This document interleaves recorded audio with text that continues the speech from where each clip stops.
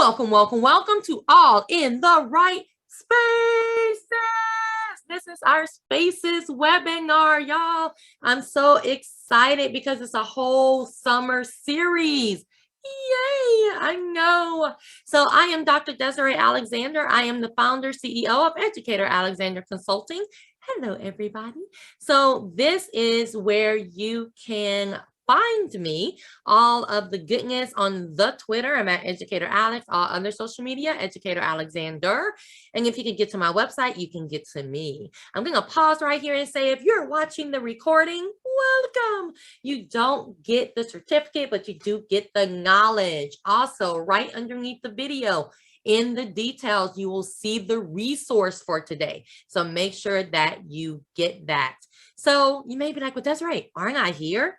This is the Summer Learning with Spaces. Well, yes, it is, but it's every Friday in July. So make sure that you go to that website and you register for each Friday. Each Friday has its own Zoom link. So please make sure that you register for each Friday. Whoop, whoop. And then we have Ed Change Global coming up next weekend. If you've never attended the Ed Change Global, I don't know. I mean, are you alive? I don't know. But it is awesome. You have to come. It used to be the original 24-hour conference, but there's so many out there now. We're like, we need to shake it up, y'all. So we have a fresh schedule. We have ECG after dark. And that's going to be games and winning prizes. We have so many sponsors. It's redonkulous. And then we have ECG PD Day, and that's where you can come and learn. And of course, you get a certificate for your COUs and all that good stuff. So definitely, and it's completely free. Check it out. And then we have virtual DLC with Sci-Fair. So Sci-Fair is a district in Texas, but they are opening up their DLC, which honestly is always like, they always have the most amazing people. But they also have the most amazing people that always come through. So whether it's live or virtual, you definitely want to check it out. And again, it's free. Then we have Immerse Students in Learning in August. So if you're like, what is this AR, VR stuff? What is all that? Come and learn from Rochelle. Creating follow-ups with FormU. This is one that I asked her to come do because I'm like, I need to learn FormU. So can you come and teach it? And she said, yeah. So yay, Catherine. And then we have Start Off the Year Right with Parents. So we have this summer series, but in September, Melody's going to come back with us and talk about how to actually use this tool that you're about to learn about with parents. So can't wait for that. And then AI in education. So you may be like, oh, wait, are the robots going to take over? I don't know, probably so. But Rochelle's going to let us know about that. And then we have increasing your EdTech footprint and influence. So we're going to be talking about just how do you get into this game? How do you become a person that people want to listen to in this EdTech space? So yay, this is actually from the Everyone Academy in Morocco, but I tried to put the US time for those of us who are in US, but come and check it out. When you click on it, you'll see like it's $2. It's only $2 if you want a certificate. It's completely free. So just read. Reading is fundamental. Then we have I was about to say Teach Tech. No, Teach Tech is actually happening right now. But we have TCCA, which is one of my absolute favorite in-person conferences. And it's in Houston, Texas every year. Over 3,000 people attend. It's one of the most organized one-day conferences, honestly, I've ever attended. And it's just awesome. So definitely check it out. Special education and beyond. Who doesn't need this, right? Everybody in education needs to know more about SPED. So happy she's coming to let us know about that. And then 3 tools with endless possibilities. You may say, well, Desiree, what are the 3 tools? I don't know. Rochelle knows. Come and find out. What 3 tools are she talking about? And then, of course, we always have our self-paced courses through Educator Alexander. So if you're looking for SLLA test prep, if you're looking for Google level 1, level 2, anything, we have it. Well, not anything, but we have it there. There you go. Oh, well, doggy. All right. So we are about to get into what we came here for. Our first session, learning all about spaces. So we want to get all in the right spaces. Hello, everybody. Welcome to All in the Right Spaces. I'm so glad all of you are here. And thank you, Dr. Desiree Alexander, for all of your introductions and announcements. Such a great amount of things going on to look forward to. Just a little bit about me, ladies and gentlemen. My name is Dean Gainey, of course. I am an educator in the state of Florida. I have taught for 17 years. I really don't know how that happened. It seems like time just has flown by, but I do not regret one day of teaching. I love learning, and by nature of teaching, I think that being a learner is always a good thing. So just a couple of I guess additional housekeeping things right here at the very beginning. I hope you stick around to the very end of the webinar today. We will be giving away one of two books, right? I don't know how many, but one of them, my very first book that I wrote through EduMatch Publishing, called Journey to the Why in You. And then also probably the most recent book I have written, called Diversity. It's not just about you, it's about us. That's actually a play written for classroom use. And so if you stick around to the end, you might have the opportunity to win one of those. All right, so here we go. Let's get started. And so I like the title of All in the Right Spaces, because truly, when we get in the right space, the expected and even the unexpected can happen. And so I think that the title itself of our presentation today really speaks volumes. And so I guess I should also present the caveat that I like quotes. I am a quote man, and we're going to talk about quotes today and how even that lends itself to how we can get in all the right spaces. And you might be wondering, well, how do I find the right space? How do I get to the right spot? Is there even a wrong spot? And so Mandy Hale's quote was, I think it's very, very thought-provoking. Says, sometimes it takes a wrong turn to get you to the right place. And we could substitute place with space, and this would make all the world of sense, right? Because sometimes it's not about getting directly to that spot, but actually working your way. Like sometimes you make a wrong turn. You maybe you don't go the direction that you intended on going. However, eventually you'll get to the spot where it was that you envisioned on being. And so I think that's very, very poignant, because there really is no wrong turn if you get to the right place. All right, so just in part, here is kind of where we want to go today, talking about spaces. What is it? What is this platform, right? The why, journey to the why in you. I'm all about the why. And so it's important to understand why this platform, why this tool is so important, and how we can utilize it to its fullest potential in the classroom and even out of the classroom when you really think about it. Multimodal and multi-purpose learning, we'll get into that, talking about curriculum tags and standards alignment, also looking at how we can engage not just our students, but our families, parents as well, into the platform, and then how the engagement piece sort of fits into the entire webinar. As an educator, I've learned that it's not just about what we teach. It's not just about the act of teaching. It's about reaching our students. And so I have to pause right there, because that's one thing I've learned in the 17 years of teaching, is that not everything we teach reaches, right? Not every direction we go when it comes to teaching may reach our students. But when I focused my attention on reaching, and not just teaching, then I'm very intentional about how can I engage them in things that I know will connect with them. They will see as relevant. They will be able to apply to their own lives and really be able to take it from not just a 7th grade classroom, not just a school year, but being able to gain skills, knowledge, abilities that will supersede their time in my classroom. All right, so what is Spaces? What is Spaces? It's a medium. It's a platform. It's an environment, right? It's a location where you can actually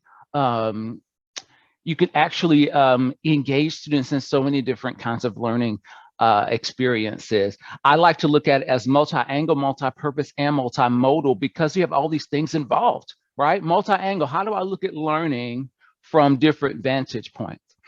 How do I use this platform for many different reasons? Yes, I might want them to respond to a question, or maybe I want them to watch a video and reflect on that. Maybe I want to have them record audio or think about how this particular audio piece might encourage them or influence their thinking and or enlighten them in terms of how they might challenge someone else's thinking, or so many different ways to look at, right? Learning through this platform. And so these are the 5 C's that I've kind of, over the time of using Spaces, I think about concurrent learning, learning that's always happening. And it's happening in different ways, different spaces. Learning that's consistent. I use Spaces with my students every day. Learning that is complex is not just something that's surface level. We are able to dig a little bit deeper into what learning really means, right? Comprehensive, being able to connect many different areas of learning and see how they all fit together, sort of to see that big picture. Why is learning this big picture? Because all these different aspects of learning come into play. And then creativity, right? I believe in visual learning. I think visible and visual learning are important. And so being able to create, I think too, is the highest form of learning. And so when we can sort of put kids in a space where we allow them to be able to create, I think that we've accomplished a whole lot. Why do we want to use Spaces? Okay, so we're talking about the multi-purpose aspect of Spaces. Establish the reason for it. What is this location? Why are we using this? What is the purpose of this space? It really begs the question, what constitutes learning? One of the biggest benefits, I believe, of this particular platform is that it really makes us think about what learning looks like. Maybe our definition of learning requires a little bit of a shift. Grades are great, and I know many of us utilize grades, myself included, in the state of Florida. But one thing I understand is grades do not always match growth. Growth is always going to take precedent over grades. And when I can hone in on how can I encourage growth, how can I stimulate or cultivate growth, learning, right, moreover than the grades. And I kind of look at the grades as being, okay, that's your bonus. In most cases, the grades, in my mind, right, the grades are going to match or going to support, right, the growth. Maybe not in all cases, right? But when I focus my attention on how can I encourage growth with students, I believe that that's the way to win. That's the way to actually show students that it's not just about that grade. In fact, that grade doesn't even really matter that much. It's about what you're coming away with, that knowledge, that new understanding. And so being able to cultivate an environment where students feel free, they feel safe, they can learn in many different ways, they can engage and collaborate with others, I believe is very important. If you notice the visual on the right-hand side is a snapshot or a screenshot of a student submission on Spaces, and they had to write, it was a poem regarding who they were. Who are they? It's a self-portrait poem, right? And one of the ideas that this particular student had was he wanted to be in the Air Force. And notice the YouTube sort of video screenshot right there is of a video that the student himself found and decided to add to his poem, sort of to support his message, to support the content that he wrote about. That was not something that was required to do, but the student, thought it upon himself or took it upon himself to do that. And even that, right, being able to create a space where students feel comfortable engaging and bringing in that content and showing how they can connect visual, right, to that word association that they included in their self-portrait poem. Spaces is a digital portfolio as well. And, how do we maximize learning? We reflect, right? Reflection is a form of learning. Reflection is a very powerful form of learning. And one thing about Spaces is you're tracking, students are tracking their submissions. They can see all of the content that they have created over time.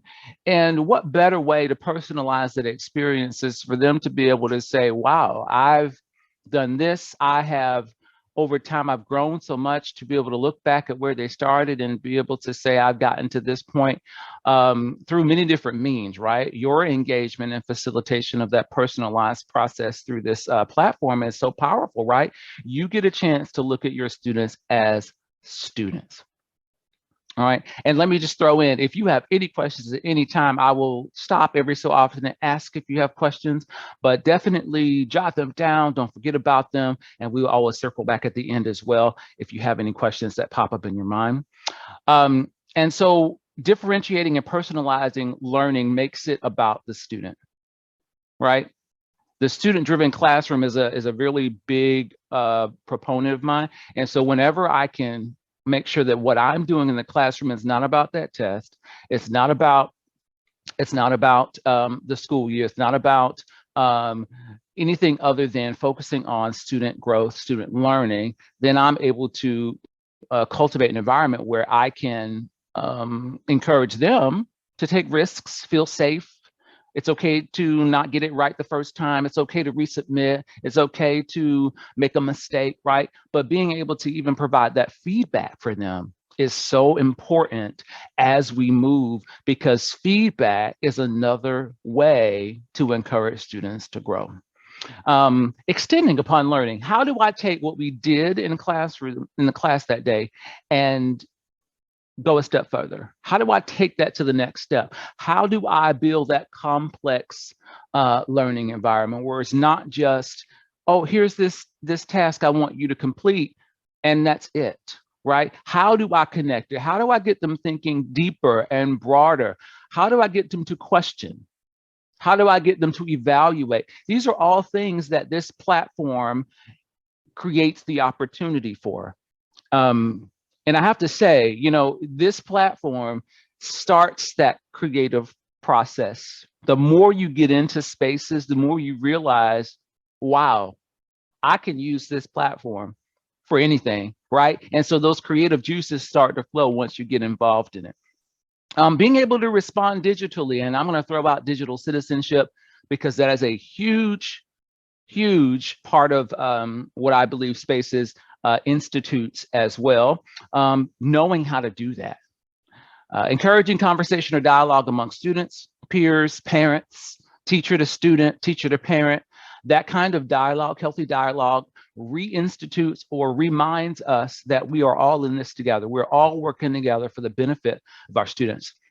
Being able to engage parents, as I said already, and then checking in, reflection, right? And then big feedback.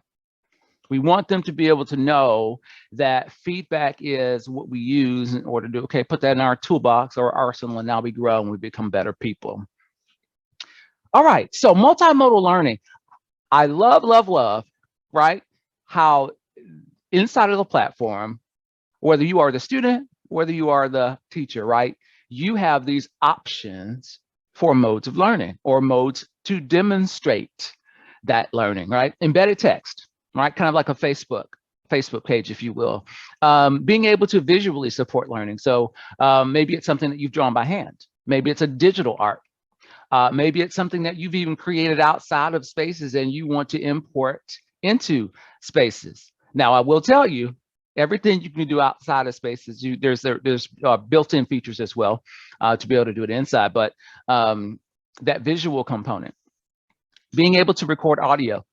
As a 7th grade teacher, and I know many of you could probably relate, if you teach middle school, they're going through that particular time in their middle school education where, you know, they might not want to be seen. They don't want anybody to know it was them, you know? And so I can't tell you how many times I've had students that opted to use the audio feature within Spaces over the video feature because they didn't want their face to be attached to it. And so I like the option to be able to record using audio because many students opted to do that. So it really kind of meets the student where they are. And I think that's pretty powerful too. Of course, the audiovisual component, being able to post or add in direct links. Now, students can do this, as you saw with that YouTube video earlier. Teachers can do this as well. Maybe you want them to watch something ahead of time and flip the classroom. Maybe you're going to post that link. They're going to watch it at home. They're coming in ready to talk about it or come in ready to dialogue, whether that be in a synchronous or asynchronous space. It really doesn't matter because you are able to do that within spaces and really maximize that learning opportunity. You can connect Google as well as OneDrive. So you got your Google Classroom that you can bring in information from or link to, as well as your OneDrive and Microsoft if you're a Microsoft school. All right, I love this quote by Robert Heinlein. I never learned from a man who agreed with me. I need to let that sink in for just a minute. Let that just kind of sit right there. Because why is this quote relevant? Why is this so relevant? Well, we're going to dive in a little bit about the power of disagreement, the power of looking at something from different vantage points, looking at something from different points of view, and how powerful that is, and how you can use even spaces to get them to sort of dive in and focus on someone else's point of view. So quote of the day is something that I do in my classroom every day. And it takes a quote from a well-known individual that has contributed to our society in some way. And that quote is often discussed. We have conversations in the classroom synchronously or even asynchronously. Maybe it's on a Zoom call like this, or maybe it's live and in person, where we unpack the quote. We take the quote and we try to figure out, what is this person trying to say? Not only what is this person trying to say, but how can I relate? How can I connect? How can I apply this quote to my own life? And that's really where the power is. It's not just about the interpretation of the quote, and that's powerful by itself, but it's the application of it. It's not just mere words. It's words that have meaning that we extract. And so what happens is we have different points of view that are offered by different students. I might even throw in my own point of view. But the beauty of it is that we understand that not everybody believes the same thing. And maybe you don't even agree with the person who wrote the quote. Being able to use the class speak within spaces to dialogue about that quote, being able to talk about it in class and then reflect on it using spaces in embedded text is so powerful. We even get a chance to learn how to teach students, we get a chance to teach students how to learn to disagree. Yes, and I agree with your point, but I would like to add this. And time again, right? Time and time again, we have seen I have seen my students understand and give value and credit to the other students, but at the same time be able to offer their viewpoints. One more quote: all our knowledge begins with the senses, proceeds to the understanding, and ends with reason. There is nothing higher than reason. So not only are we getting them to dialogue, respectfully disagree, but we're getting them to understand how to internalize, right? And think through the author's words, why the author uses the words that he or she used, and then how they can sort of take that further.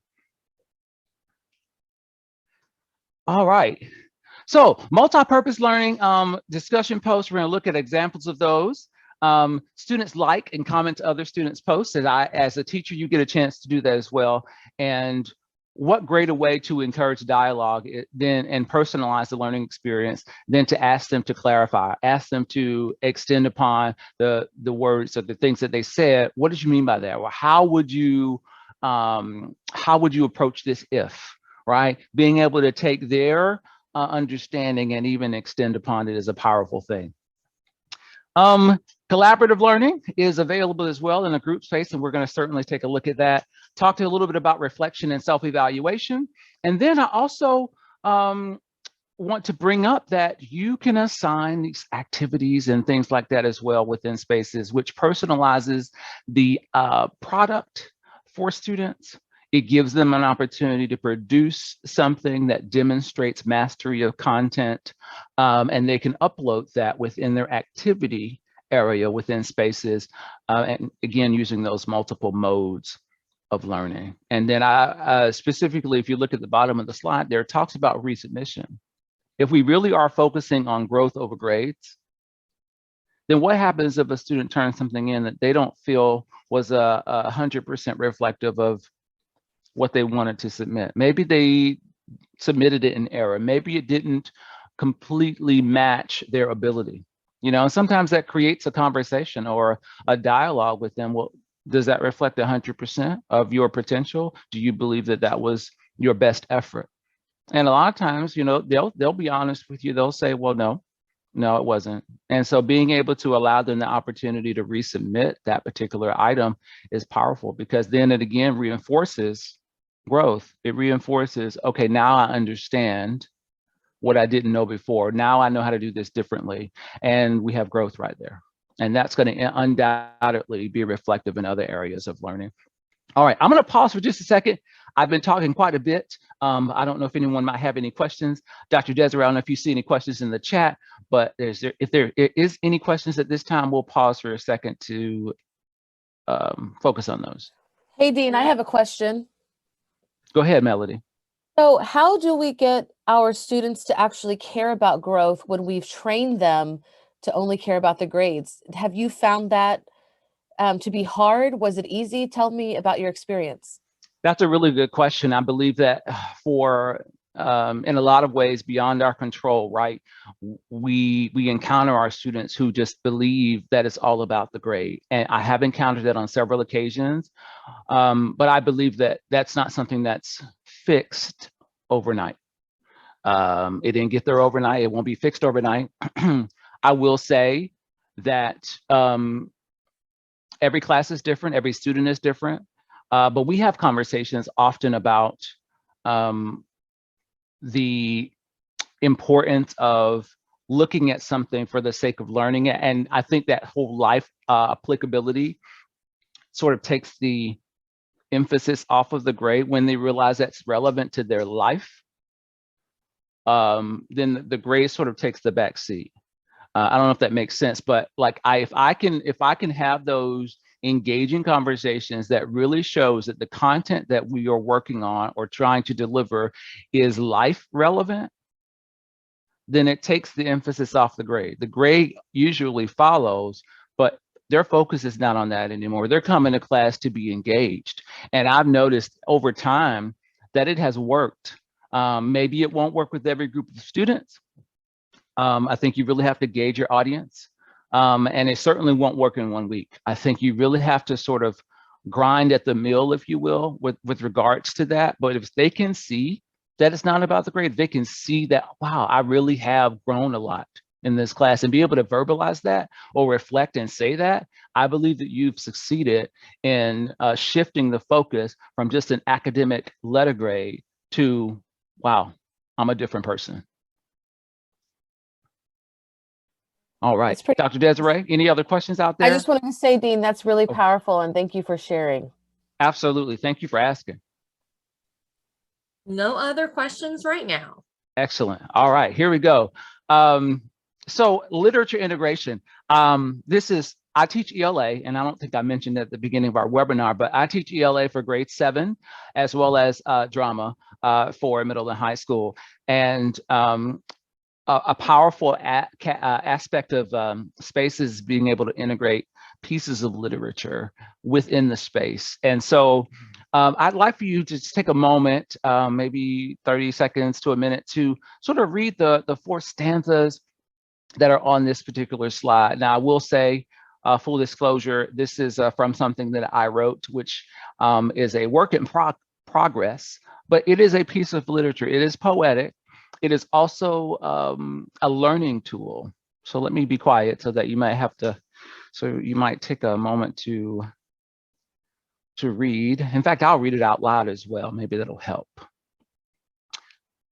So it says, I stumbled upon 2 plants as I walked. I stopped to hear them as they talked. It was as if they were in a race to take advantage of benefits of this place. The larger looking plant had a very long stem. I wondered what had happened to him. His stem had grown unusually long as it sang a most unusual song. I heard I know how to capture that light. I will grow a longer stem. It'll keep me in the fight. The fight to survive, the fight to be here. Yes, I'll lean a little, but I have no fear. Catch me if you can, the odd stem plant said, as if I knew that it was ahead. Excuse me, as if it knew that it was ahead. I've got phototropism on my side. It said, and the sun has nowhere to hide. And so I'm going to challenge everyone in the chat, in fact, to consider what this particular piece of literature might be able to sort of get your students thinking about. What's going on in this illustration, and how can this piece of literature be integrated into spaces, for example, as a task for students. Maybe it's an opportunity to reflect. Maybe it's an opportunity to analyze, characterize, visualize. How do we get students thinking about literature and being able to dialogue about it, maybe in a collaborative space where multiple students are talking about, oh, this plant's kind of mean, or this plant might be thinking, well, I'm just going to bide my time because eventually I'm going to flourish anyway. Or even the narrator. What's the narrator thinking? The person who's sort of telling this story, what are they going through? Where are they? Anyone in the chat? I don't know. I would love for somebody to come off of mute. And what comes to mind as you sort of read through these 4 stanzas? Anybody have anything that sort of jumps out at them?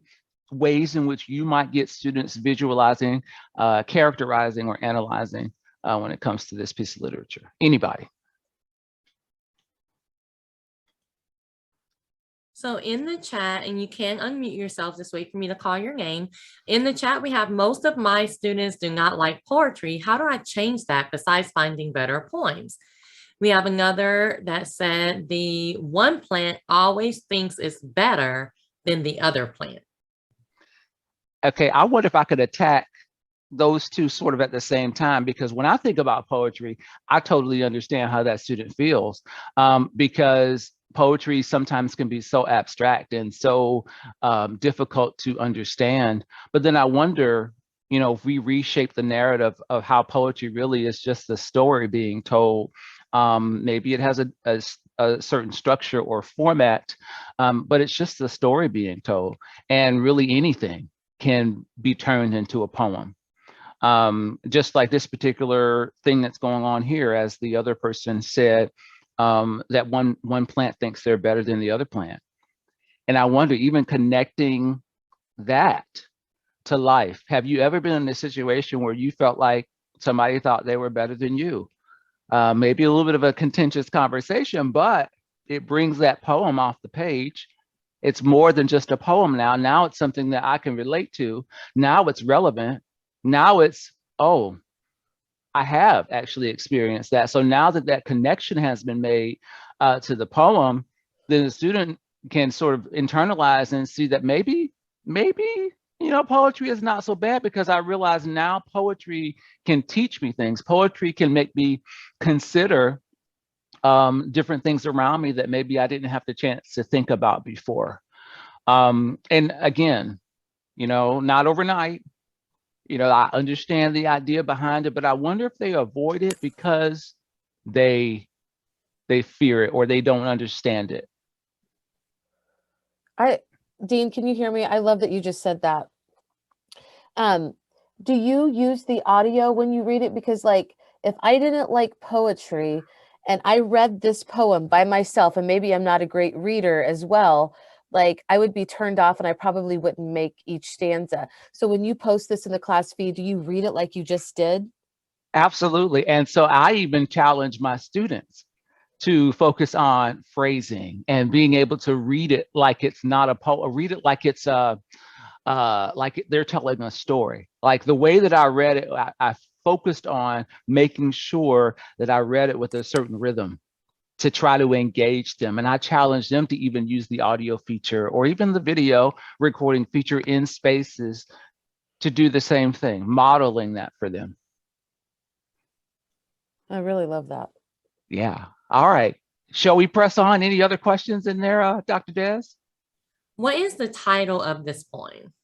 This is a good question. The title of this poem is One Flower, to another, from one flower to another. And this is just part of it. And Dean, I want to say, have you actually seen students like hate poetry and change their minds over time? And how did you know? Absolutely. And not just poetry, writing. They hate writing in general, but I believe that a lot of it has to do with how can I spin it so that writing is a plus? How can I be excited about writing? And writing excitement is contagious. You challenge them, you engage with them. You are in the seat of learner. I might be the teacher, but I'm learning with them. When we're in spaces, this is an opportunity for us to dialogue, and I'm in there with them. And I believe that spins a totally different narrative than me saying, do this, do that, do this. And I'm not, there's no interactivity between me and them. I believe it's very important that they see your excitement and enthusiasm, because if they can see that, then they're open. They're open to see that maybe poetry is not so bad, or maybe this writing can actually help me or benefit me. Maybe I have a lot to gain, or maybe I'm actually a writer and I don't know how to express it. I don't know. You make me want to go teach a class right now. Oh, I'm certainly glad to hear that. I hope that all of this becomes contagious and everybody goes back and says, I'm pumped up. I'm ready to engage my students, right? If you can engage your students, you win. Because what happens is you don't know what's going to happen. And that's the beauty of it, is you engage them, they're going to often supersede or exceed what your sort of idea was to begin with. Someone asks, how can they find the poem? Can they use the poem? Well, that's a great question. In fact, we will, maybe Dr. Des can grab your contact information. This is a work in progress. And so the answer is yes. In fact, I can just make this particular one available to you. What's going to happen is it's going to be included ultimately in a published work where there's going to be many of these poems included in there, but I have no problem making this available for you. Then I will say, if they fill out the evaluation, we'll have their email on there, and that is how you can share it with them. Sounds great. Sounds great. Shall we press on? Yes, sir. All right, here we go. So aligning standards and visibility. I know in the state of Florida, we are shifting from our previous state standards to new ones. And they're called the best standards. And what's the goal, right, of standards? It's to make sure, or to ensure, that you are sort of following a procedure. You're being able to sort of identify that you're covering, or meeting grade level expectations, being able to cover your content and all of that. And that's all well and good. But here's what I believe spaces and standards really help me to do. Helps me to say, this is what this activity or this topic or this post constitutes or reflects. Like, through this activity, we've covered this. This is what this allows you to do. It makes the learning relevant. It says, oh, the reason why I'm doing this is because I need to practice this skill, or it helps me to understand this skill.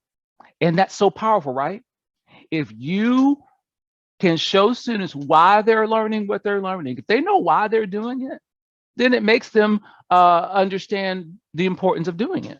It reinforces doing it when they understand that there's purpose in it, when they understand that there's relevance in it. It connects not just to this standard, but it connects to, oh, I might have a job later in life that might require that skill to be mastered by then. So this is being able to make those kinds of connections with kids, where it's not just about words on a paper, it's about the applicability to life. I think that's so powerful, right? And so Spaces allows you to connect everything you do to a standard, connect everything you do to what they call a curriculum tag. And the curriculum tag sets are embedded inside of Spaces, and they have them all.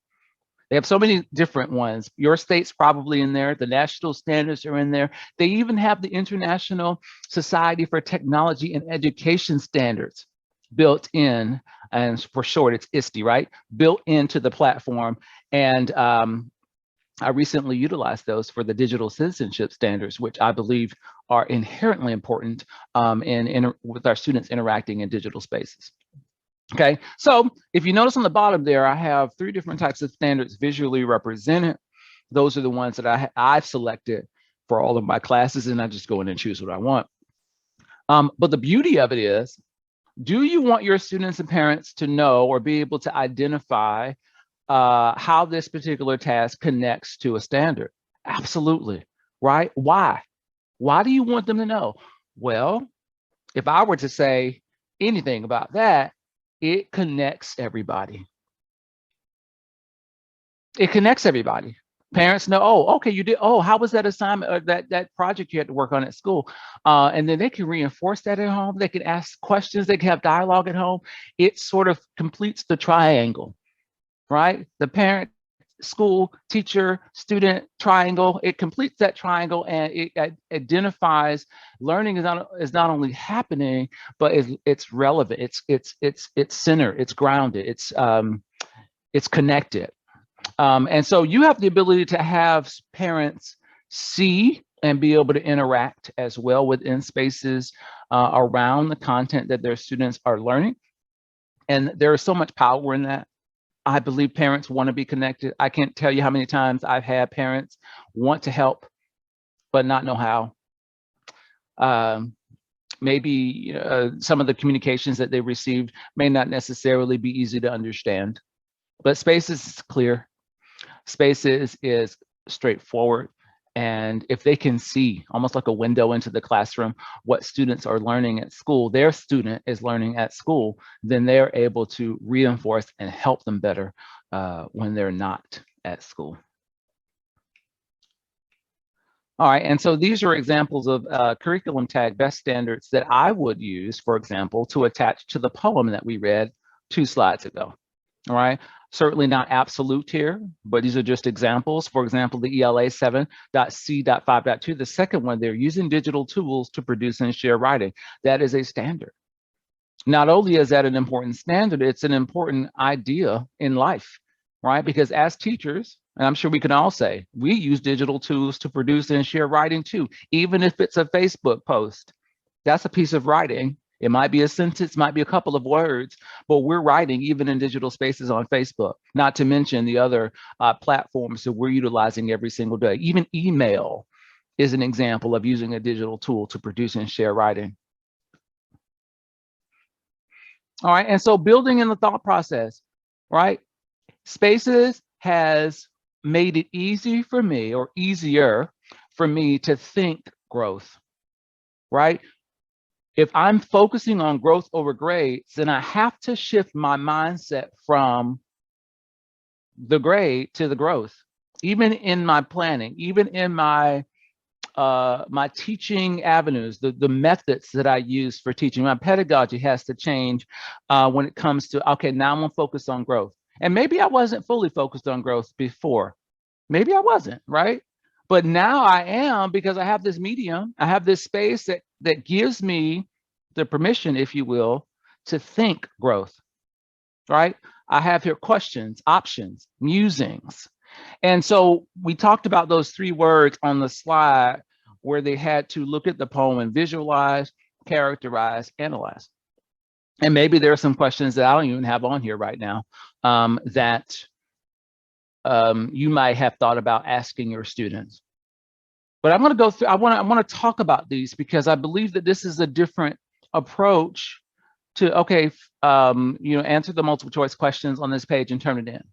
Or let's see, fill out your exit ticket and give it to me on the way out. I believe this approach focuses more on breadth and depth than just finishing a certain task, and maybe that task is going to be forgotten tomorrow, or maybe that task is going to be forgotten before they walk out of the classroom. Maybe it's not going to stick at all. Maybe it didn't reach them, right? But when we can engage students in multiple things, multiple types, multiple ways of learning, multiple avenues, even giving them choices and options where they have to create. Again, creation is the highest form of learning. I truly believe that, because it requires so many other skill sets in order to create, in order to understand what to put in my product. I have to understand why I'm putting it in there, and I have to be able to connect it back to something I heard, something I read, something I experienced, something I understood, maybe something I didn't understand. And so visualizing is powerful. ELA or any other class, history, science, because you have to you have to see what you read. You can't just read it. You have to think about and attach meaning to every word. What does that look like?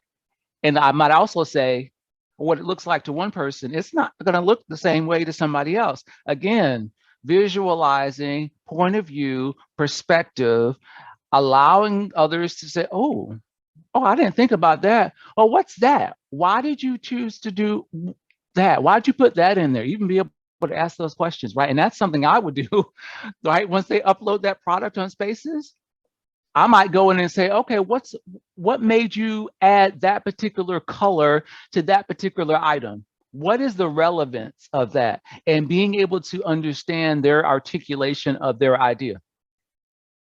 What provoked them to draw what they drew, the way they drew it, the size they drew it, the space or the location on the whatever the creative aspect or product is. So many different ways to kind of take it deeper, sort of encouraging them to think through the entire process.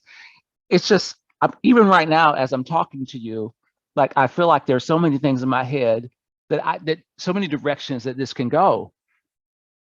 And yet they all lead to deeper, meaningful, engaging learning experiences, because now it's not just turn in your picture at the end of class or sketch the water cycle and make sure you put it in the turn-in tray. It's, what do you see? What do you see? What questions would you ask about this particular part of the poem? What do you wonder?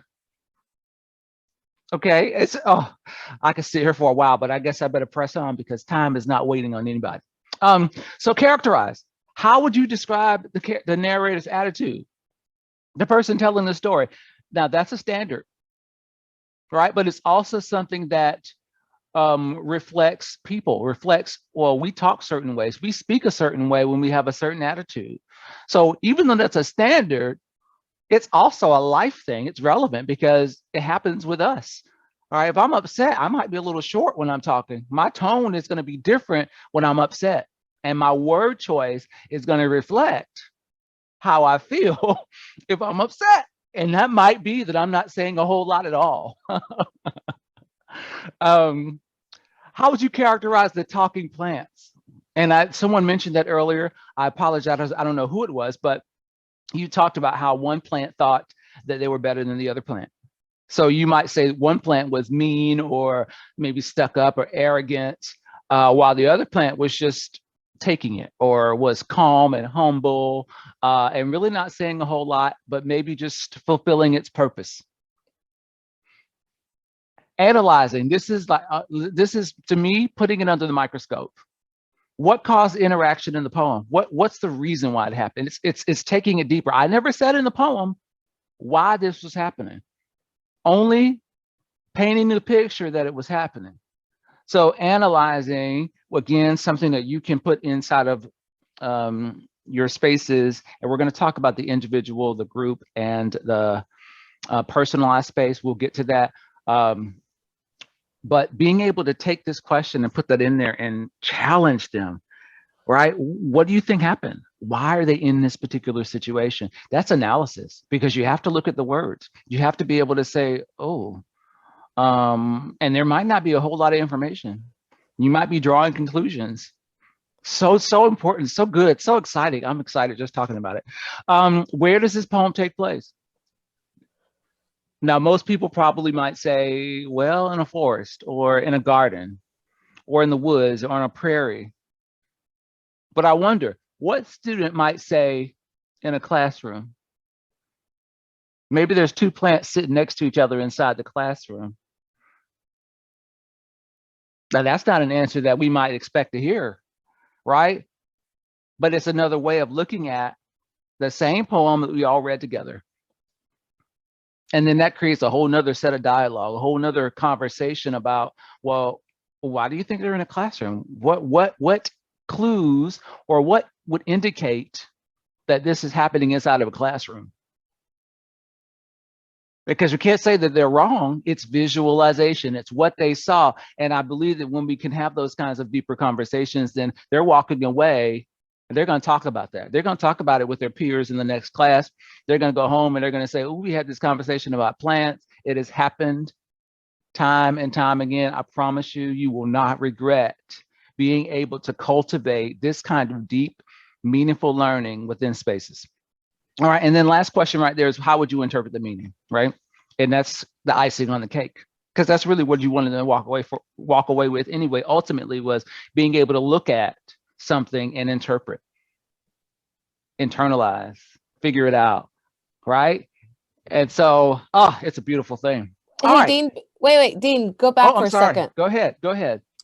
I mean, I'm going to just tell you that I absolutely love this slide, and I think it's wonderful that you're sharing.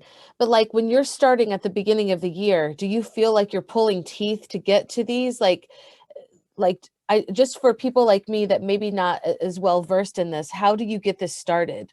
Okay, so, and that's a really great question, because we would not be here in August. Our school year starts in August. We're not here in August. But I believe that because this is where we want to be, right? This is one of the places we want to be. We start with the building blocks of visualizing, characterizing, analyzing in every possible way. So when we do the warm-up exercise, or some teachers might call it bell work, or initial class starting up, the initial class day, we want to start thinking about this, right?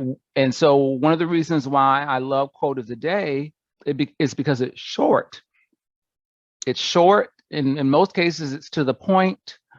It is something that doesn't take a long time to read, but it also creates the opportunity to dialogue, and student to student, teacher to student, student to teacher, orally,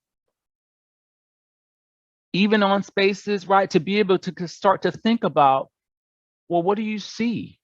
What do you see when you read this quote? What do you see in your mind?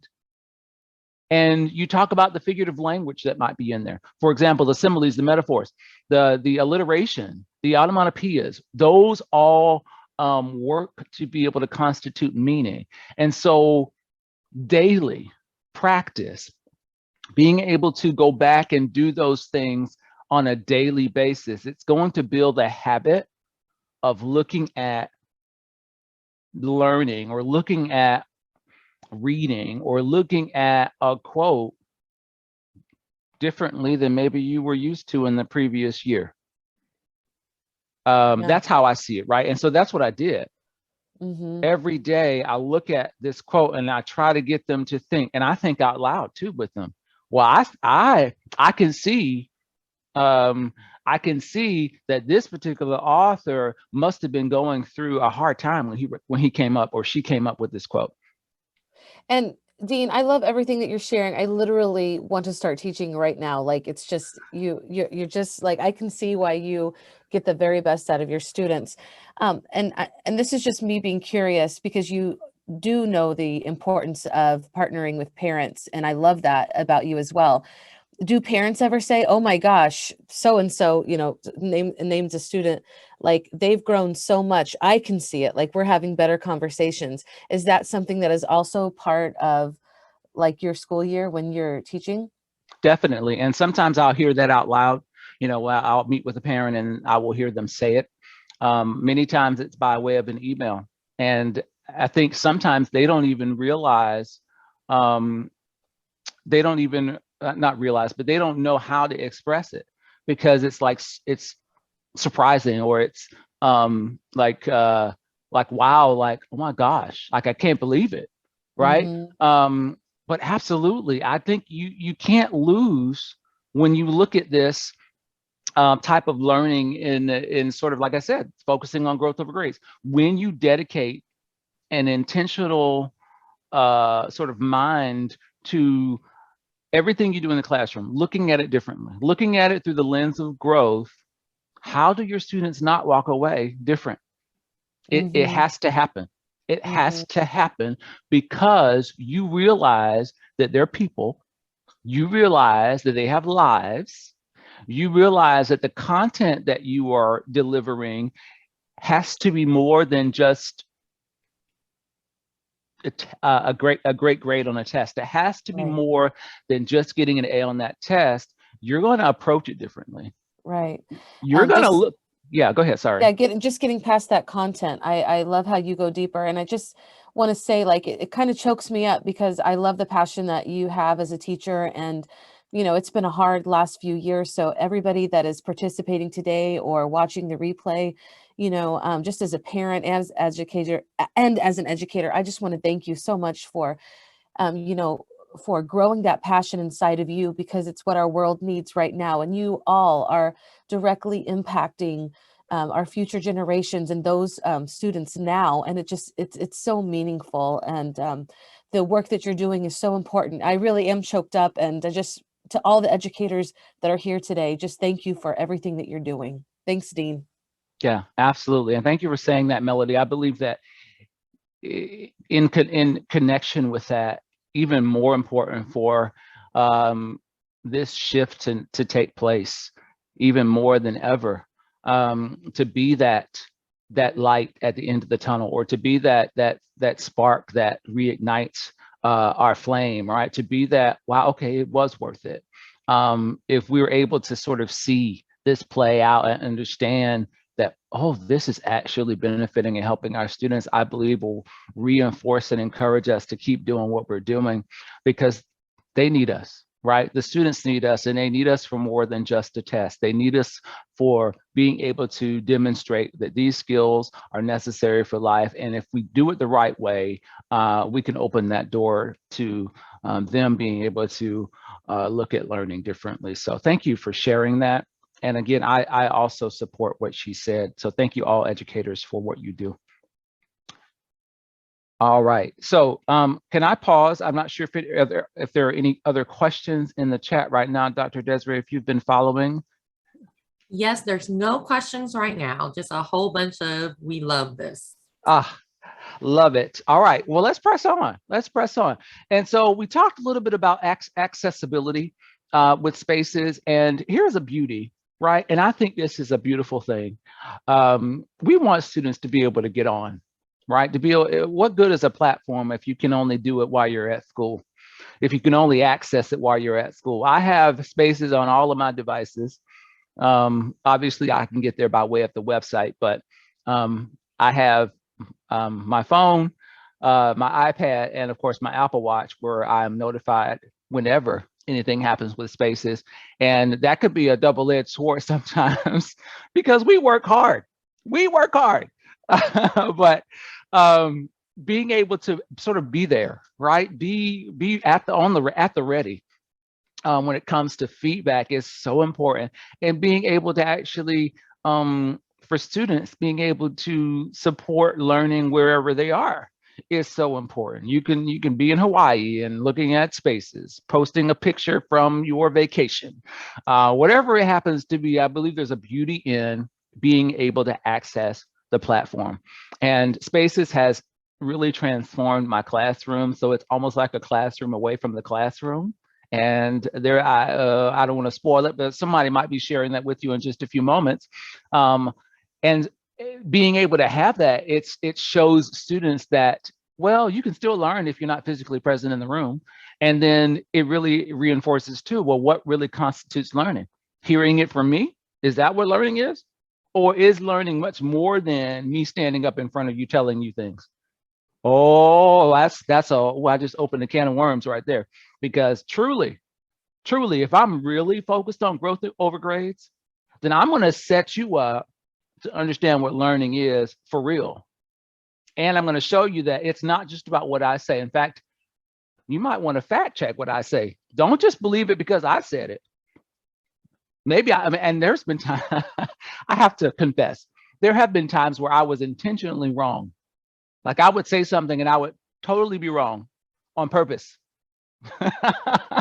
And I did it because I wanted to challenge my students to not just take the content from me just because I'm saying it. And I know that you all have those students that just love you so much. They believe in what you do and what you say, and they'll just, everything you say is like gold. It's just, it fell off of heaven's clouds, right? Because you said it, right? And that's great. And I don't want you to ever lose that, right? But I believe there is also a power in challenging our students to think about, well, what does that look like when I don't just consume knowledge, right? And we're going to talk about that too. We want our students to consume knowledge, but we don't want them to just consume knowledge.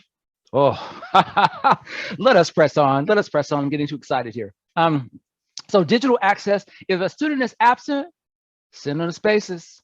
Why? Because you have everything there. They can access it from home. They can access it from their apps on their phones or their iPad devices, and they can be, they can have access to the same content, maybe even more accessibility of that content from a distance sometimes than in the classroom, because I don't know about you guys, 52 minutes goes by really fast. And so what I'm not able to cover in 52 minutes, the students that are not in class might be able to get the full benefit of, because I'll put it on there and I won't finish it in class, or it'll be on there for the students to go and access even after they leave class. So it's a double win. On the right-hand side, there's a view from the, this is what I would see on my phone, right? These are sort of like my class periods and my gardening club, which I love gardening. All right, so we finally made it to the 3 different types of spaces. All right, when we think about the class space, that's like a Facebook feed. Think about Facebook, social media, and we know our kids, particularly middle school kids, know their social media because they have social media accounts for just about everything. And so when you throw out social media, they know how to post. They know how, they know how to type in a comment. They know how to add emojis. They know how to do certain things already. But then you can actually use this as a tool, like I said, to teach that respectfully disagreeing, how to use good digital citizenship practices, your footprint, right? What you put out there is out there, right? Reinforcing the importance of not typing in all capital letters, being able to understand, or making sure that you reinforce that punctuation for them, and just different things that, they need to know anyway, right? But this gives them that opportunity to do it. And then number 2 is the group space. You can group your students in automatic groups by number. So if I wanted 4 or 5 students in a group, 2 students, 1 student, 3 students, whatever the number is, or you can manually make those groups.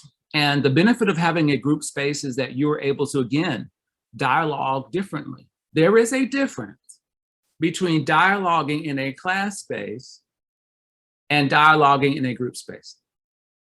Big difference, right? Because some students are going to be more engaged in a group space because they thrive, right, in a smaller group environment versus a large group environment.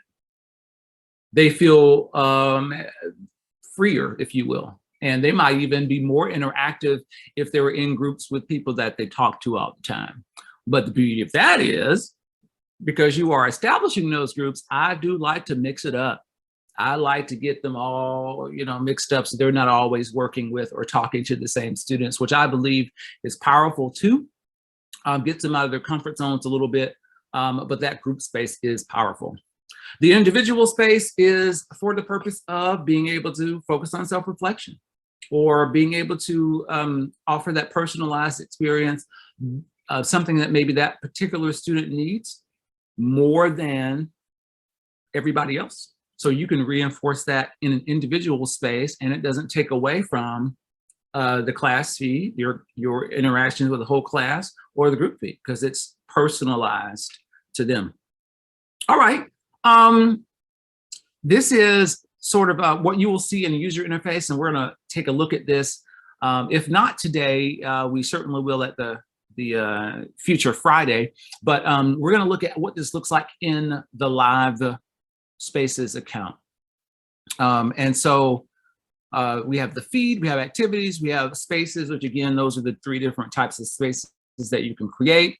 We have our messages, and we have people, and that's where you will add your students, your parents, even other teachers if you wanted to have multiple teachers engaged in a classroom, right? A digital classroom.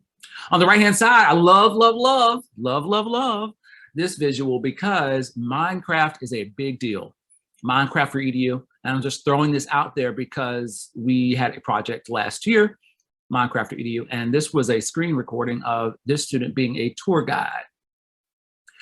This was an activity, so that's why the red activities is in red, because this was in the activities section where they had to upload a video, which was a screen recording of their Minecraft world, and they were the tour guide.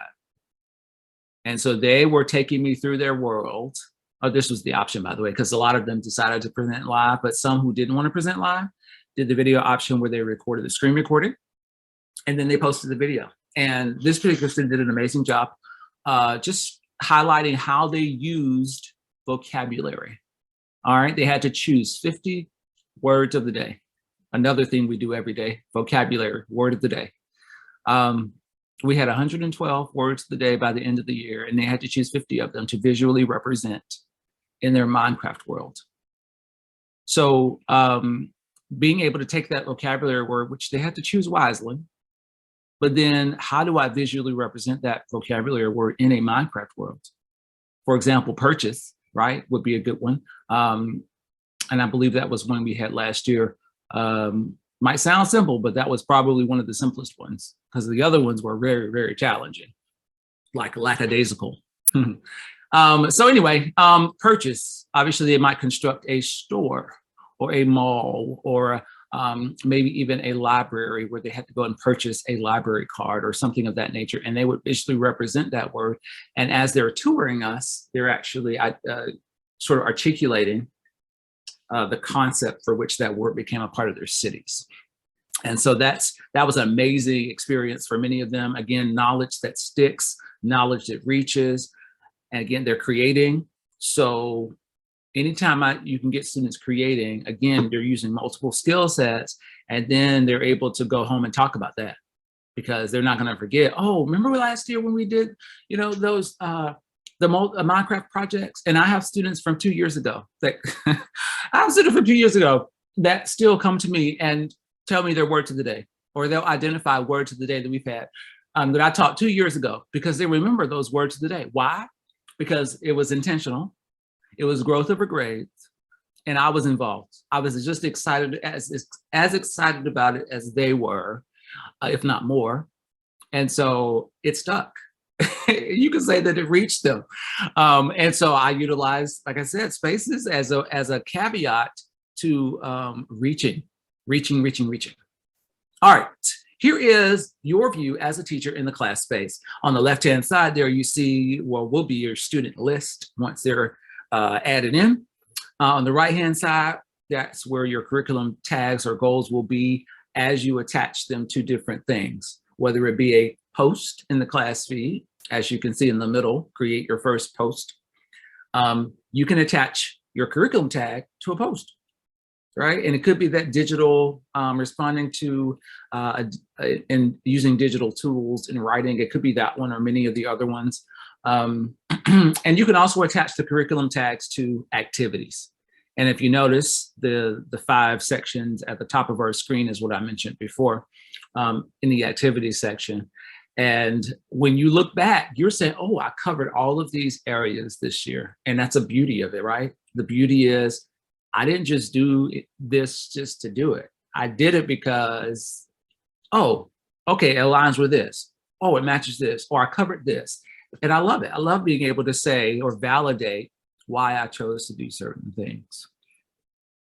All right, so we mentioned quote of the day. Inspire your students to unpack the meaning of hidden in a quote and apply it to their lives, okay?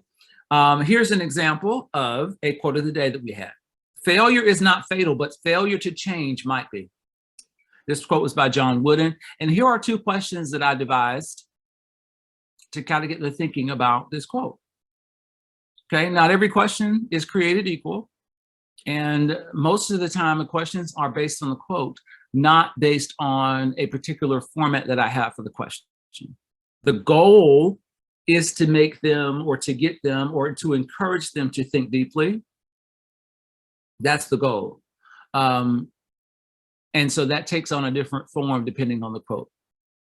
And then the second one, why might failure to change be considered fatal? And so that particular question is not absolute.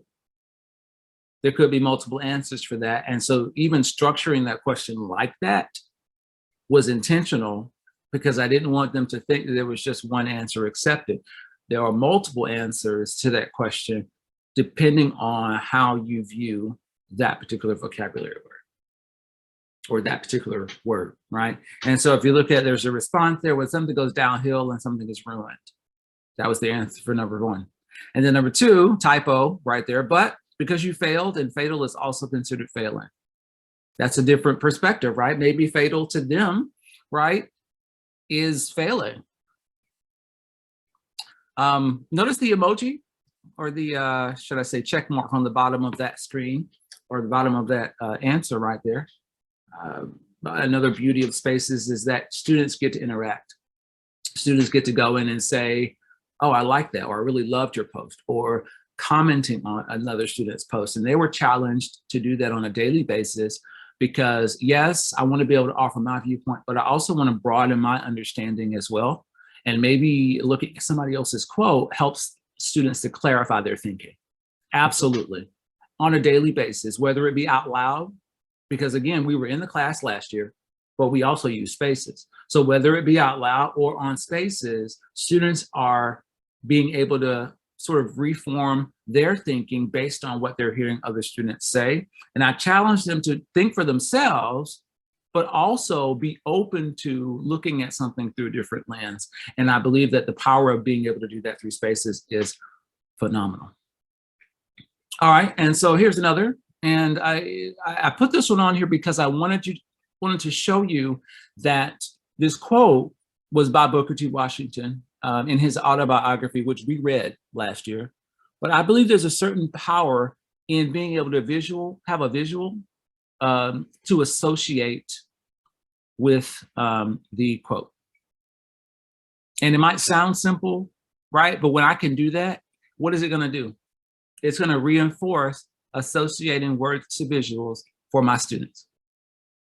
If I'm consistent with attaching visuals to words, then when I have students working on things, they're going to see and begin to build the habit of attaching visuals to words. It reinforces that. It sort of gets them in that thought process. What does that look like? And I did not do this every day necessarily at the beginning of the year, but it's something that kind of hit me at some day last year that I need to start adding visuals to this, because I believe that even for any student, right, can benefit from visual to word association. But once I started doing that, it was amazing how those kinds of habits transfer, right? Transfer to students. All right. And so here's a question. Yes, please. When you do these quote of the days, have you been like, is there a response that blew you away that you remember? I know I'm putting you on the spot. Too many to name. Yeah. I would not be able to name the number of responses that blew me away, because here's the thing, you start doing this and the students get deeper and more entrenched the more you do it. So if you build that habit of presenting them with this information and then challenging them to take that information and go and substantiate it, validate it, confirm it, respond to it, interpret it, they're practicing skills that reflect deeper learning. And right. The words they say, the things they take away, like so much so that I would have to say it out loud as I'm reading them sitting in the classroom. I would orally like respond and say, oh my gosh, that was an amazing response. And so I'll call the student out hopefully it doesn't embarrass them. But I'll say, oh my gosh, I love your takeaway from today's quote. That is an amazing, and I'll give them that immediate feedback right then and there. Right. And I'm wondering, like, this, what you're doing, right? This, even with the quote of the day, it's not very, like, the impact that you're having is not simple. Like, you're creating a very psychologically safe community for your students to share, where they feel valued and seen. And I just wanted to pause here because, yeah, this is something that you're doing and you're doing very well, but you're actually creating like the purpose of why we educate, and your students are contributing. That's why they're able to create, because you've given them that. And I just wanted to pause and say, that's amazing. That's exactly what we should be doing in our classroom. So thank you. Thank you. Thank you for that. And I love how you said safe, cultivating community, which is what Spaces is. It cultivates community. Students begin to interact in ways that they may have not interacted before. And the more that they're able to see that, oh, it's okay to post my thoughts or my feelings, they see other students doing that, they're going to be more willing to do the same thing, understanding that they're in a space where they will not be ridiculed or judged by their comments. And yes, absolutely, that has occurred. Very good, thank you. We do have a question. What source are you using to find the quote of the day? Very good question. I started out, when I originally started with quotes of the day, using R.J. Palacio's 365 Days of Wonder. And if you're familiar with that, you'll know that it has a quote for every day of the year. Now, some of those quotes are really, really deep.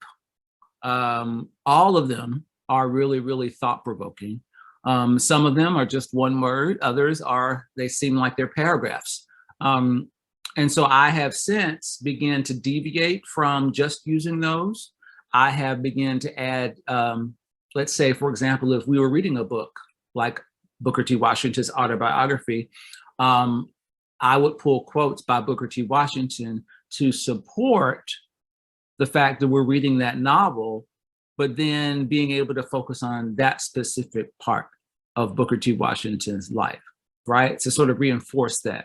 So there are times where it won't come from that book, or it might, if we're, let's say, I don't know, Black History Month, if we're looking at different African Americans, then I'm going to pull quotes from different African Americans. President's Day, I did the same thing for different presidents, depending on the time of year or things we might be focused on. Hispanic Awareness Month, just different ways where you can take what they're already, I want to say, things that you're already kind of adapted to, if you will, and being able to take those opportunities to integrate quotes from those people, I think is very powerful. Martin Luther King, on Martin Luther King Day, I did quotes about him or from him.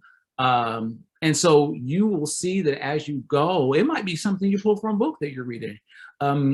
You will begin to branch out as you do this, to expand beyond that starting point. But there is no loss. You're not losing anything. In fact, I think you're gaining so much more by looking at these pieces of literature every day by way of a quote.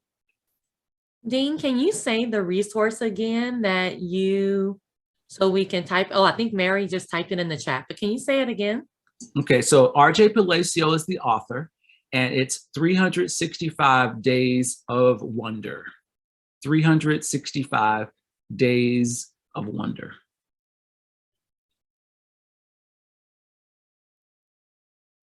And the other question we have, I did answer it, but I want you to answer it. What website are you on right now?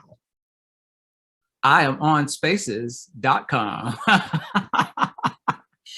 So the visual, I believe, right, is what you're referring to, what you see on the screen. This is a screenshot of spaces.com within one of my classes.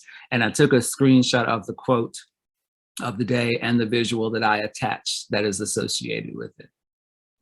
It's actually spacesedu.com. Oh, that's right. Sorry, spacesedu.com. All right. Any other questions out there before we press on? How are we doing on? Fine. All right. Looks like we're doing good on 35 minutes. Okay, all right. All right, so we talked about this individual space a little bit, I think, but let's go back. This is a space that I designated for gardening club because I realized that I had a student that was really interested in gardening and learning how to garden and having conversations around different kinds of plants. Now, obviously, this is not academic content per se, but I also have a gardening club, and so this is learning. And the benefit of spaces is that you really get to take spaces and make spaces for virtually anything you need to make them for. And so this was an opportunity for me to kind of share my understanding, my knowledge, my background when it comes to gardening and planting. And then this particular student had a chance to do the same thing and be able to learn in a personalized space. This was not for everybody, right? It could have been. But I noticed that this particular student had this desire or this need, if you will. And so the individual space gives me the opportunity to personalize that for them.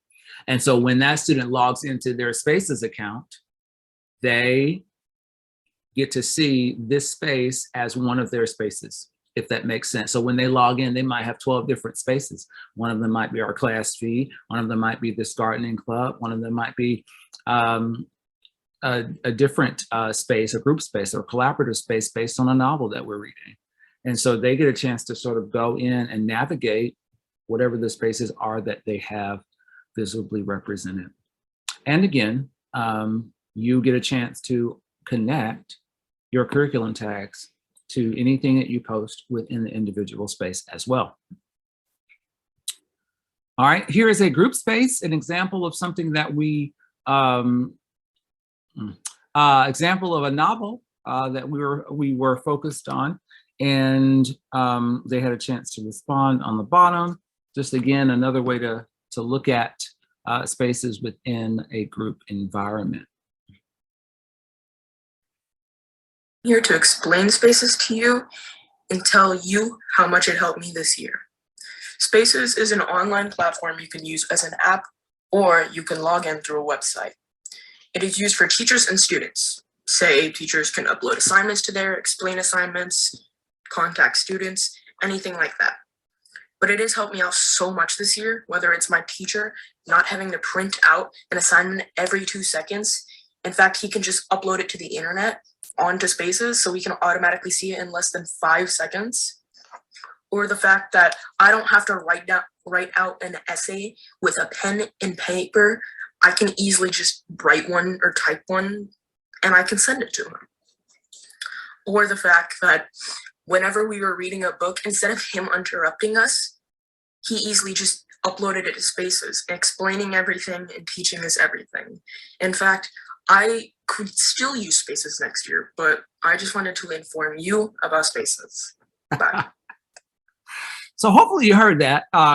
So I have to tell you, this particular student was very motivated to create this video and for the purpose of being able to share it. But he told me after the fact how many times it took him to actually get it right. This was his 10th try, 10, his 10th try in order to get the video to the quality or the, yes, the quality that he wanted it to be at. And so I have to comment on that because his resilience, right? Being able to say, oh, I didn't like the way that went the first time, or I didn't like the way that was the second time. Being able to go back and re-record it to make it the best that it can be is another thing that I believe Spaces allows, right? There is a resubmit option where I'm evaluating a product and I know that it doesn't reflect the student's best, then I can actually send that back to them for resubmission. Again, focusing on those growth opportunities over the grades. Hey, Dean, the reason I love this is because what person, anybody, any age is going to do this 10 times unless they really love something. So the fact that he loves this platform speaks volumes. And my question is, did he create this in the platform? Was this video something that he created there and that's what you pulled it from? He actually did create this video using the video tool in Spaces, and I actually downloaded it from Spaces in order to put it in the presentation. Yes, yes, yes. Okay. All right. Let's move on. Very good. You might want to screenshot this slide, ladies and gentlemen, because I believe that this is so grounding for me as a teacher, even as a learner, right? When I think about the role that I have in life, even if I wasn't a teacher, I don't want to just be the type of person that consumes knowledge, right? And that's not to say that consumption of knowledge is not good, because a lot of things I know I consumed. My mom and dad, when I was growing up, they taught me so much, right? I consumed all of that knowledge. My teachers growing up delivered a lot of knowledge to me in order to position me where I am today. However, one of the things that I believe is inherently important in being able to influence or reach our students is to get them to understand that in order for knowledge to be here, somebody had to create it. Somebody had to come up with it. Someone had to substantiate or facilitate that knowledge. And so moving from content consumer to content seeker, right? How do I get my students to not just take what I say, but be able to challenge them to go and find out if it's really true? Can I get them to validate that knowledge? Can I get them to say, oh, I found it on this website, but then also thinking about, well, is that website legitimate? Are you getting information from a valid source? And that brings in a whole nother conversation, even in a digital sense, about being able to fact check and facilitate true understanding of something by looking at many different sources of information. Okay, and I've been able to facilitate that process even in spaces too, judging whether or not an advertisement is real or a piece of knowledge is substantial or not. Content creators, right? We talked about already, I think 3 or 4 times I mentioned how creation is the highest form of learning. So being able to move students from not just consuming, but seeking, but not just seeking, but now creating, right? Through the consumption and the seeking of knowledge, right? We may come across a new way of looking at something, or the students might understand a new avenue to go down based on their consumption and their seeking of knowledge. And so now they're able to create this new piece of information, or maybe it's that product, maybe it's that Minecraft world, maybe it's that self-portrait poem, right? That communicates new understanding or learning that was not present before, knowledge that was not accessible before. They've derived a new understanding. And so now we're having them create knowledge. And finally, we don't want them to just create it. We want them to share it, right? That's, I won't say it's the end all be all, because as you can see, this is a cycle. So it never ends. In fact, there might be multiple things going on within this cycle at the same time. But the beauty of this is students are empowered. Students are empowered. They're given an opportunity to identify that they have a voice, right? And then students become subject matter experts, if you will. They become knowledgeable. They become the go-tos for that new content that they created. And they get a chance to actually share their knowledge. And how do you reinforce learning? You give students an opportunity to consume, seek, create, and share. And then the process happens all over again.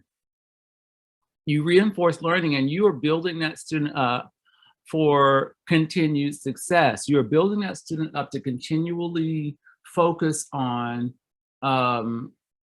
being able to go through the cycle of learning, and learning never stops. This excites me so much just talking about it. All right. Any questions lingering out there? Shall we press on? we do have one question. Does it work with Schoology?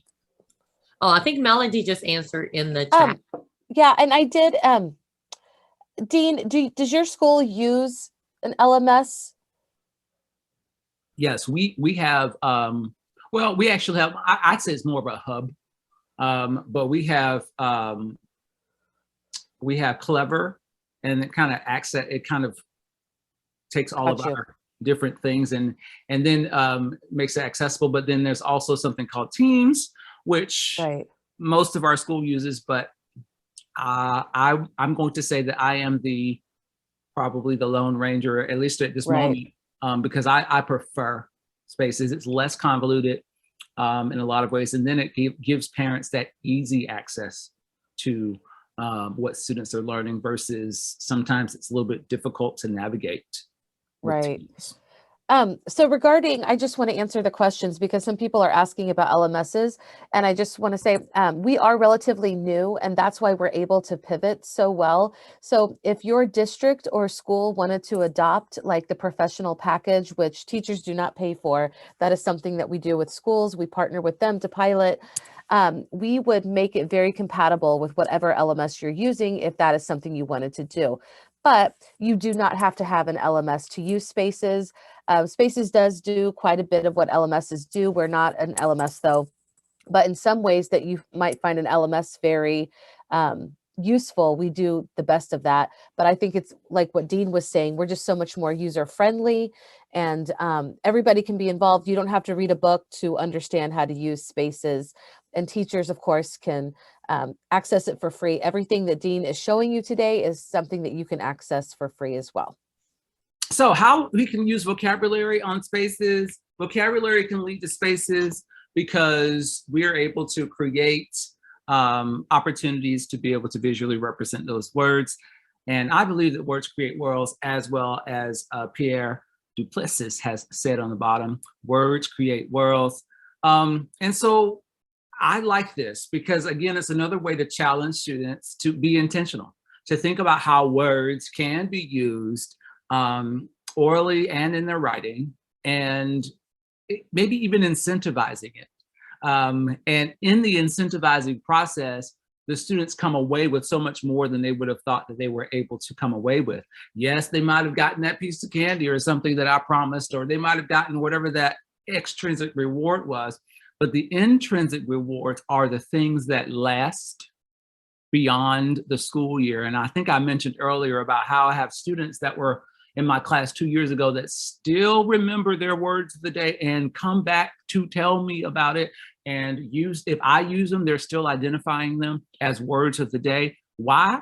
Because they realized and connected importance to it. It was relevant, it's exciting, and it's something that sticks. The way I figured out the word junction, I use junction, because junction means two things that come together. So Mr. Gainey said that it means something with the text. So I took out the roads and put information. That's how I got the word conjunction meaning. Okay, so it's challenging them to think out beyond their where they might have been beforehand. If you put it out there, they will take it and they will begin to critically think. They will begin to make those connections through, in this particular case, it was word parts, right? So the word of the day was junction. And so we're thinking about conjunction. He was able to make the connection between the two words based on the word part. And that whole focus on words is just so, so important.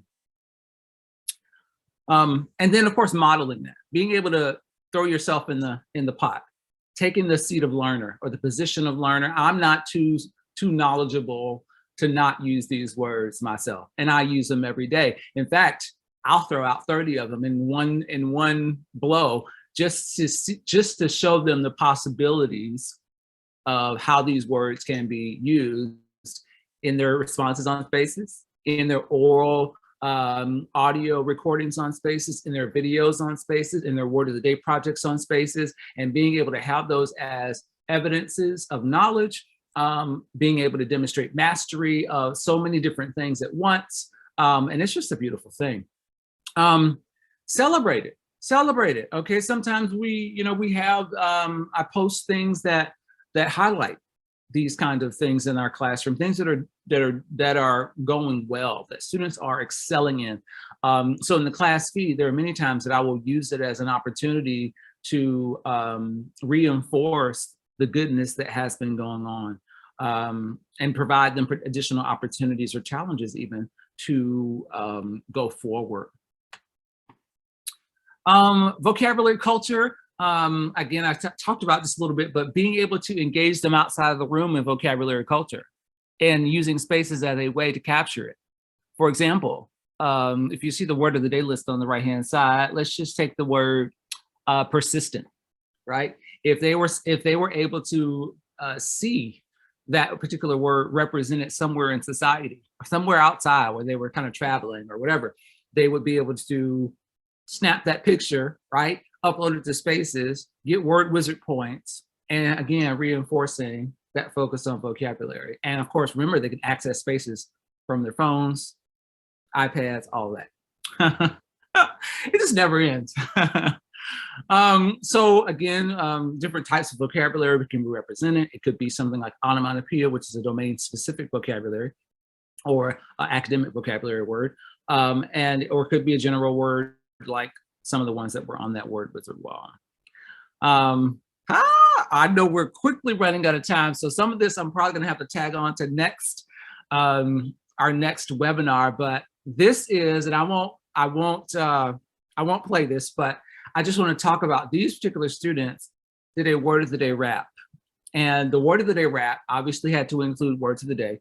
And they were able to complete this particular project collaboratively in the classroom and upload to Spaces as their product. And it was just an amazing experience for them and for me to be able to watch the process and focusing on growth over grades, the mess ups, the ways in which they had to start over because it didn't work, and just the whole idea of focusing on how I've grown through this. Even this process of constructing this word of the day rap has been so instrumental in the learning process.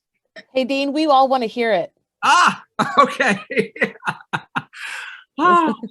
Okay, well, in that case, here we go. Keep on acting juvenile and I'm leaving you in denial. Yeah, acting like a child. That's the meaning of juvenile. Yeah, I'll be in rap writing. Document it, put it in a file. Yeah, now my boy's coming. He'll be rapping, get a whole car like a boomer bow. Don't concoct a lie, because these are some things I can't comprehend. You really think you're sly, but you suffer from your ignorance. I'm spitting these fire bars like a bit of steel with a bit of flint. And to you, this really should not be ambiguous. Yeah, ambiguous, that rhymes with mischievous. If you're acting mischievous, you're gonna get to taste my fist. Do you get the gist? I don't need a list to tell whether you're nice. Because you WOD bars have a special spice, and they are so fire. It's like it infests your mind. And of the special spice, we got a whole pint. We're out. Oh my God, that is so good.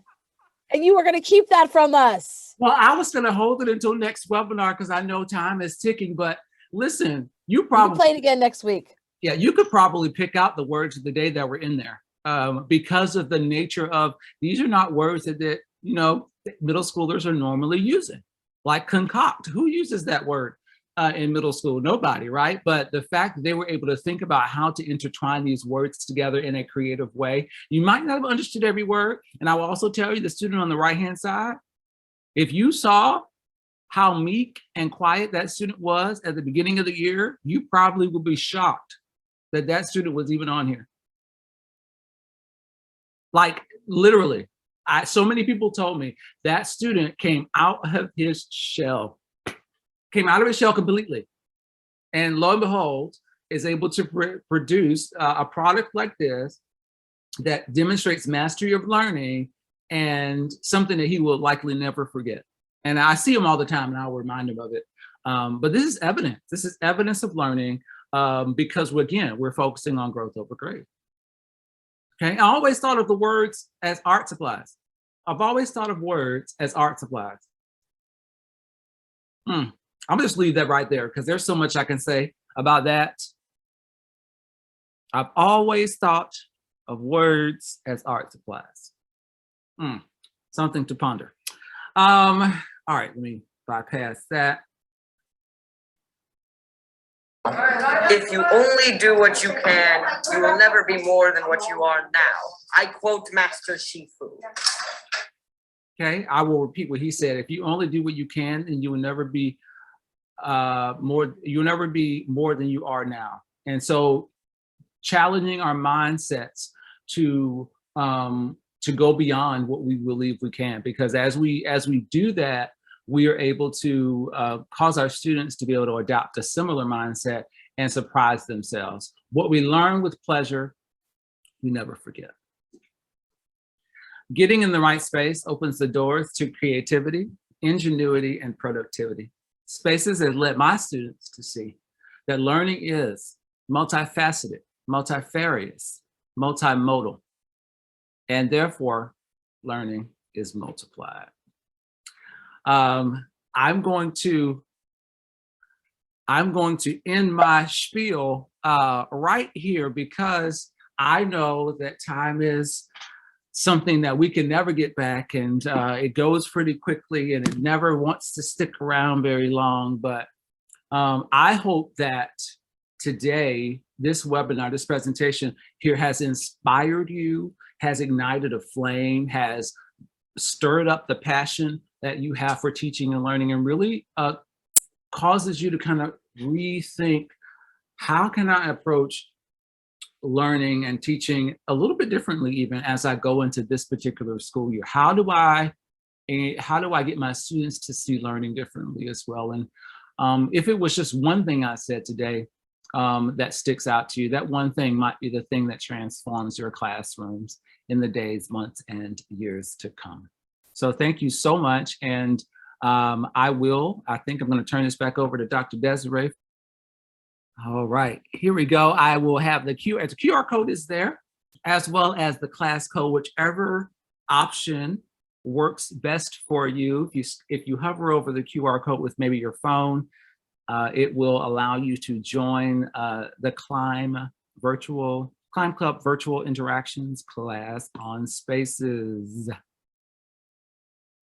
Yay, I'm so excited. I'm so excited because we will certainly be able to utilize this as an ongoing learning experience. And then I'll definitely get a chance to dive in deeper with Spaces as we climb with Spaces next week at 11 o'clock Eastern Time, a.m. Eastern Time, right back here with you amazing folks.